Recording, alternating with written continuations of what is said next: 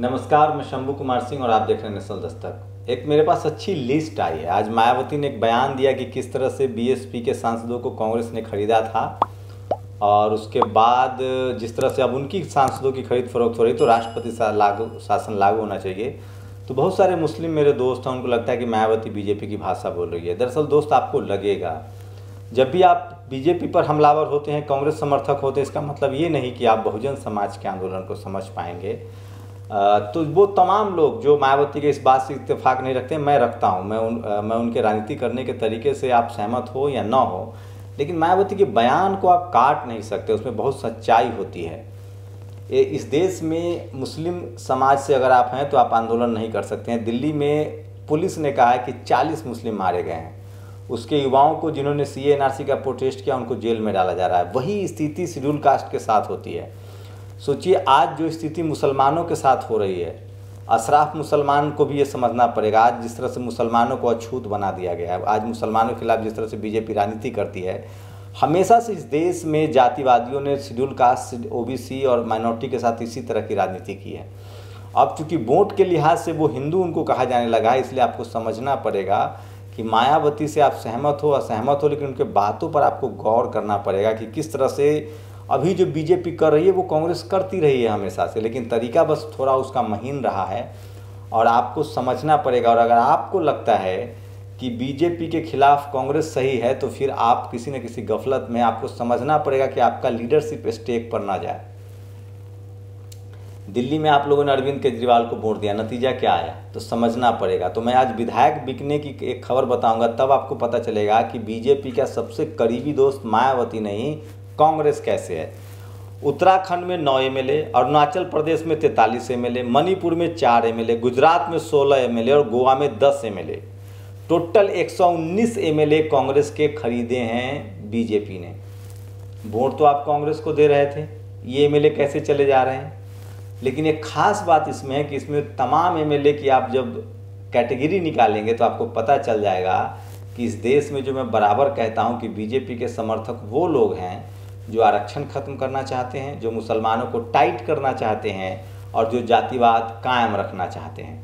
तो ये लिस्ट आई है, बहुत शानदार लिस्ट है, आप लोगों को देखना चाहिए कि किस तरह से टोटल जो है वो 17 तरह से MLA खरीदे गए हैं। और कांग्रेस के इसमें फ़ोटो भी बहुत अच्छा दिया गया है और ये पोस्ट आपको समझना पड़ेगा। इसमें फ़ोटो दिया गया है कमल में किस तरह से पंजा खिल रहा है।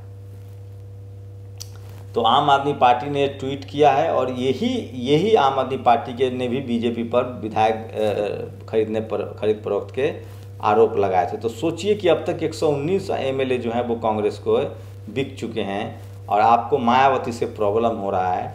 तो मैं क्या कहूँ, मुझे मेरे मुस्लिम दोस्तों से अपील है कि आपको अपनी लीडरशिप की तरफ बढ़नी पड़ेगी। जैसे ओवैसी देश के लिए गद्दार हैं, वैसी मायावती के लिए अब गद्दार कहा जा रहा है, रावण को भी गद्दार कहा जा रहा है। तो आपस में SC ST OBC माइनॉरिटी के लोग एक दूसरे नेता की नुक्ताचीनी करेंगे तो हमें 70 साल से कांग्रेस रही है इस देश में, उसमें से 15 साल निकाल दीजिए बीजेपी के हिस्से में है, तो आखिर 50 साल में स्थिति क्यों नहीं ठीक हुई। तो कांग्रेस को और बेहतर होकर दिखाना पड़ेगा। क्या कांग्रेस आपको मुख्यमंत्री बनाने के लिए तैयार है? क्या कांग्रेस हर राज्य में SC ST OBC माइनॉरिटी को अध्यक्ष बनाने के लिए तैयार है? क्या Congress SC ST OBC minority RJD से, सपा से, बसपा से इनसे गठबंधन करने के लिए तैयार है?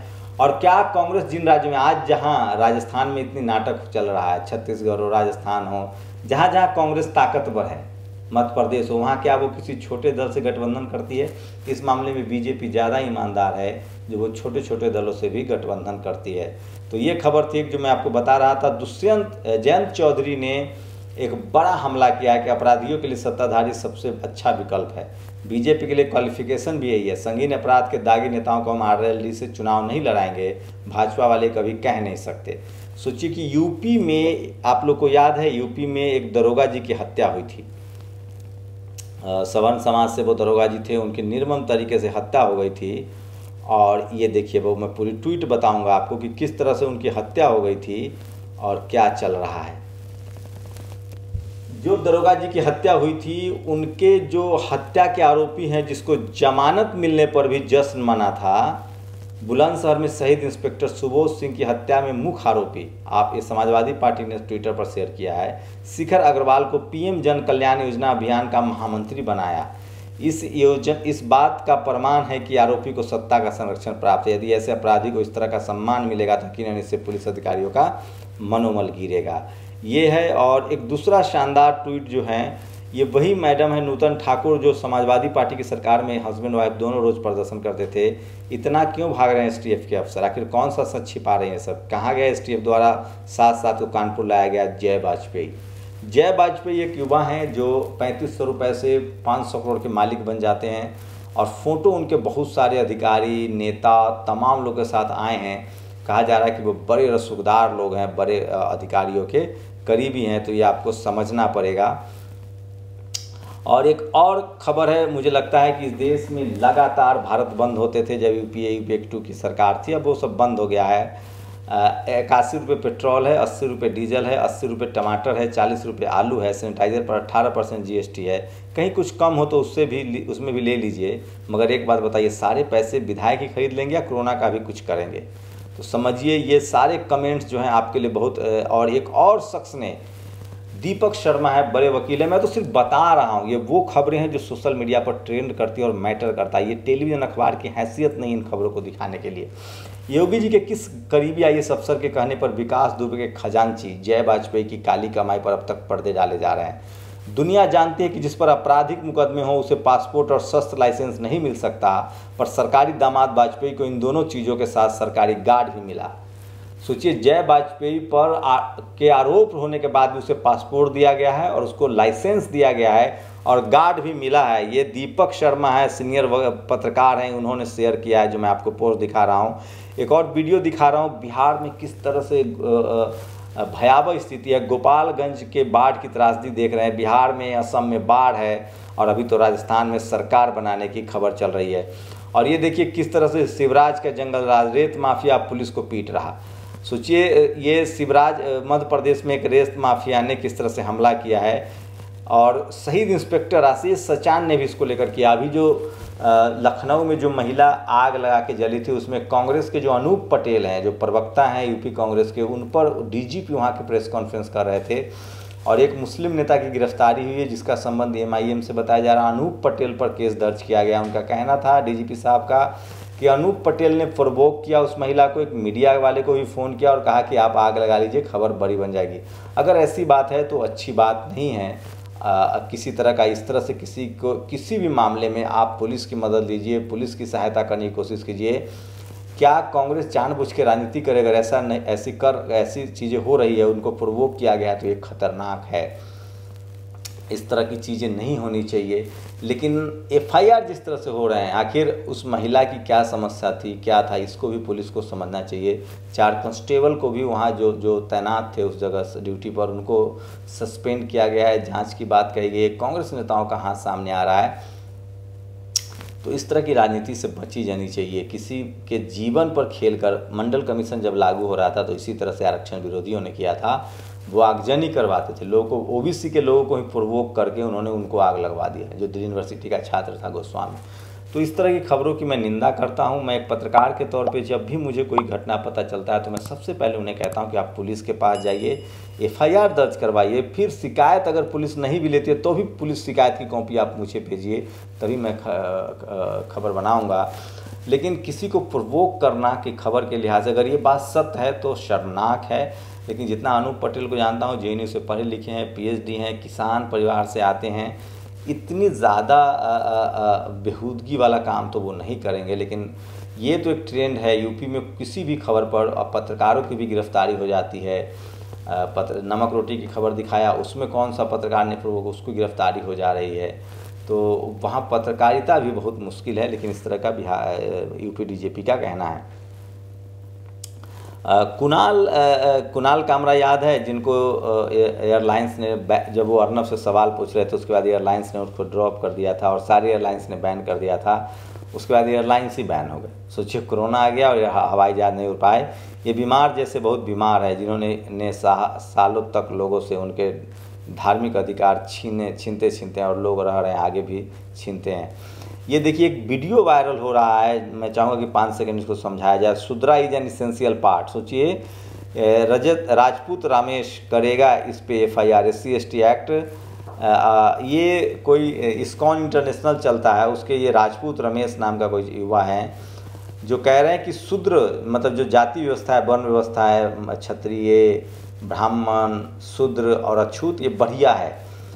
शूद्रों को मतलब जो आज OBC है, अछूतों को जो आज SC/ST है, उनको प्यून बन सकते हैं, चपरासी बन सकते हैं, लेकिन वो कॉलेज में प्रिंसिपल नहीं बन सकते, वो किसी ब्राह्मण को ही बनना चाहिए। इस्कॉन का ये बच्चा बोल रहा है, इसको लोग शेयर कर रहे हैं। और ये लखनऊ के पुलिस कमिश्नर या सरकार के प्रवक्ता उत्कर्ष सिंह ने इसको ट्वीट किया है, जिस तरह से महिलाओं की आग लगी पर उस तरह की बात हुई है। और एक वीडियो बहुत ज़्यादा शेयर हो रहा है अंजना ओम कश्यप का, संबित पात्रा और एक बहस हो रही है और उसमें वो इशारा कर रहे हैं कि जो विपक्ष वाला जो ऑडियो है उसको डाउन कर दो, लेकिन वो खुल के नहीं कह रहे हैं कि ऑडियो डाउन कर दीजिए, वो इशारा कर रही हैं करो, इस तरह से वो कर रहे हैं। तो सोचिए ये हम सब लोग जानते हैं, उनको बस पार्टी ज्वाइन कर लेने की ज़रूरत है। वो प्रवक्ता हैं, जैसे श्वेता सिंह का बार बार वो वीडियो आ जाता है कि नोट में चिप लगे हैं, तो ये हैं और ये लोग नौकरी करते रहेंगे। सोचिए अगर SC/ST OBC माइनॉरिटी का कोई पत्रकार हो तो इसकी नौकरी चली जाएगी। और एक और भयानक खबर बता रहा हूँ, मथुरा में भाजपा विधायक के सामने पार्षद ने नगर आयुक्त को बड़ी जड़ी चप्पल, शर्मनाक। अभी हरियाणा में वो जो एक जिनको टिकट दिया था इन्होंने, जो टिकटॉक की क्वीन थी, जो टिकटॉक स्टार थी, उन्होंने जिस तरह से चप्पल से पिटाई की थी, अब मथुरा में भाजपा विधायक के सामने पार्षद ने नगर आयुक्त को चप्पल, शर्मनाक। आए दिन प्रदेश में भाजपा नेता व उनके रिश्तेदारों द्वारा अधिकारी और पुलिस कर्मियों के साथ दुर्व्यवहार किया जाता है। भाजपा का यह चरित्र, आरोपी पार्षद के खिलाफ कड़ी कार्रवाई करे प्रशासन। ये भी समाजवादी पार्टी ने है। और ये देखिए ये वो वीडियो है जो मैं दिखा नहीं सकता क्योंकि ANI का वीडियो है, लेकिन आप ये वीडियो है जिसमें ये 10 सेकंड का 5 सेकंड का हम वीडियो चलाने की कोशिश करेंगे जिसमें पिटाई है। तो ये कुछ बड़ी खबरें थी जो मैं आपको बता रहा था, किस तरह से 119 कांग्रेस के MLA अब तक बिक चुके हैं। अच्छा, ये खरीद फरोख्त वाला सब शुरुआत में किसने किया था? राजस्थान में सपा के, कांग्रेस, सपा, बसपा ऐसे विधायक तो खरीदते जाते रहते हैं। अभी बीजेपी ने ये MP में सरकार बनाने के लिए बसपा के और उसके सपा के विधायक को खरीद लिए। तो ये सिर्फ कांग्रेस भी करती है, बीजेपी भी करती है, और इसलिए दोनों उलटफेर सत्ता में रहती है। और SC/ST OBC माइनॉरिटी और मुस्लिम जो हैं वो बार बार बेवकूफ़ बनते रहते हैं।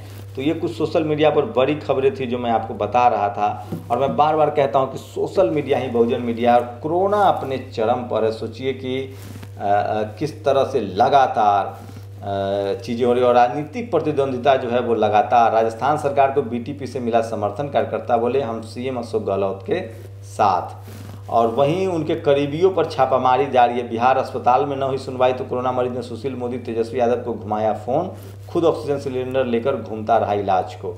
बिहार में सबसे खराब स्थिति चल रही है और घंटों बाद भी न मिला ऑक्सीजन, मरीज की तरफ कर मौत, तेजस्वी का CM पर हमला, कहाँ है आपका दुलारा स्वास्थ्य मंत्री? सोचिए वहाँ भी एक फ़ोटो वायरल हो रहा है, वीडियो, एक शख्स की मौत हो रही है ऑक्सीजन के बगैर, तरफ का उनकी पत्नी घूम रही है। पश्चिम बंगाल में फिर से लगेगा लॉकडाउन, ममता सरकार का। और एक खबर बताना चाह रहा हूँ कि किस तरह से लगातार राजस्थान के 5 सितारा होटल में कांग्रेस के विधायक हैं, लगातार वहाँ रेड पर रहे हैं। तो केंद्र सरकार जो है वो CBI, ED, ID का रेड कर रहा है कांग्रेस पर, और कांग्रेस अपनी पुलिस का इस्तेमाल कर रही है। और ये सारी चीज़ें, ये जो आज बीजेपी कांग्रेस के साथ कर रही है, ये कांग्रेस हमेशा से बहुजन नेताओं के साथ करती आ रही है। लालू यादव के साथ, आपको बता दें कि शिबू सोरेन के साथ, आपको बता दें कि मान्यवर कांशीराम के साथ, मायावती के साथ, मुलायम सिंह अखिलेश के साथ। ये CBI, ED का जो इस्तेमाल है ना, ये तो खैर बीजेपी से ही उन्होंने सीखा है। तो ये तमाम जो रम और फ्राई किए अंडों से सही हो जाता है कोरोना वायरस, कांग्रेसी पार्षद का दावा। अब ये नए कांग्रेसी पार्षद है, जिस तरह से पश्चिम बंगाल के अध्यक्ष ने, बीजेपी अध्यक्ष ने कहा था कि गौमूत्र पीने से कोरोना ठीक होता है। अब ये जो कांग्रेस के पार्षद हैं, उन्होंने कहा कि रम और फ्राई अंडे से। कर्नाटक के उल्हाल शहर नगर पालिका के कांग्रेस पार्षद रविंद्र चंद्र गट्टी। तो ये लोग करते रहते हैं और ये लोग मास्टर हैं राजनीति में। तो इनको आपसे कोई मतलब नहीं है बहुत ज़्यादा, इनके राजनीति में कम पड़ी। और मुझे लगता है कि SC/ST OBC माइनॉरिटी को अपनी लीडरशिप की तरफ बढ़नी चाहिए, चाहे वो कांग्रेस हो, बीजेपी हो। बहुत जब तक आप दबाव नहीं बनाएंगे तब तक इनकी राजनीति में आप सफल नहीं हो सकते हैं। तो मैं फिर कह रहा हूँ कि आप लोगों को समझना पड़ेगा कि कांग्रेस बीजेपी कांग्रेस की जो राजनीति है वो आपको लगातार मिलती रहेगी, लेकिन